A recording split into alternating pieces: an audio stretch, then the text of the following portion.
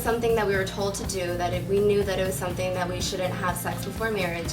And it was also kind of like, I understand why and I believed it, but until I became involved with Impact, I never really knew all of the consequences and so much as the benefits. Before Impact, abstinence was more of a requirement for me in my life and just something that, was expected of me. Before I joined Impact, my family didn't believe in abstinence at all. My family was not one of those church groups. We never went to church. I went to church when I was baptized at 3 months old, and since then I didn't step inside a church until I was around 12. So that entire time I had never had any positive influences on drugs, about sex, or about drinking.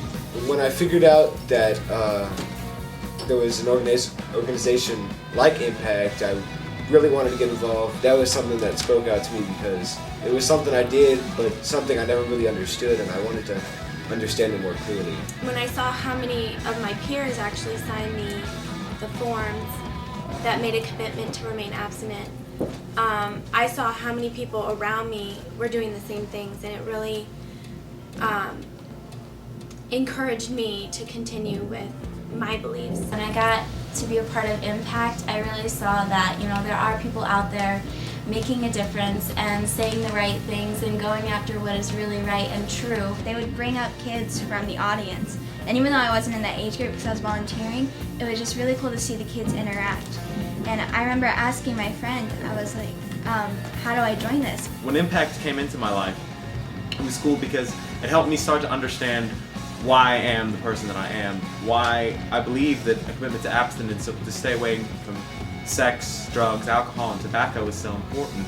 I've seen changes in my life personally because I've just, thought about the consequences of my actions of premarital sex, drugs, and alcohol usage. Even at school, kids who know that I'm in Impact, they could just come up to me and they ask me for advice just because they know that I know so much about it, and it just really changed my life. As I've met so many people, the people that I've worked with and the kids that I've taught and the adults that I've worked with, just really forms a really strong support system. Seeing how when we go to sites to present to kids, seeing how it can affect them and how they're like, wow, I can really make this choice to not have to have sex, to not get pregnant before I'm married, and it just really makes a difference. A lot of my friends who are making bad decisions, they didn't have this when they were growing up. They didn't have this back in middle school. Because that's why Impact is just so important.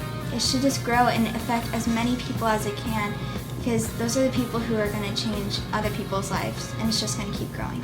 It not only impacts the lives of us who are part of Impact on the staff, but it's so important that people out there can develop those relationships with people who share their beliefs with them. It's not aimed at the teenagers who are in those summer staff t-shirts. It's not aimed at the people in the office filling out the paperwork. It's aimed at the kids. It's aimed at our fellow peers, the ones who aren't in this spot, because we are the future. Without us, what is there left? And if we don't make that change now, who's going to do it?